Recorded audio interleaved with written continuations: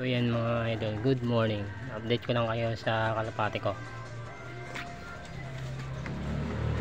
Well, mga kalapatids, bali 4 days na pala yung pinakain nila Diwata. So yan mga idol, nagpalit sila ng pwesto. Si Madoko naman na magsusubo. Yan si Diwata mga idol, oh. Puting-puti yan, hindi ko kasi yan hahawakan na ano ko hawakan, madudumihan siya, oh. Ang ganda ng balahibo niyan mga idol. Oh. Bali binunutan ko nga pala yan sa kabilang pakpak.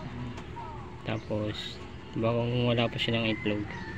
Nung nagkaroon siya ng itlog, yan. Bali isang buwan na siya nagano. Tapos pangalawang buwan, mahaba na yung pakpak niya. Na ano lang ako hawakan, madumi yan eh. So yun mga idol, nakita niyo yung baby nila. Oh. Baby niya. So mga idol, wala pa nga akong singsing nakikita mga idol. Baka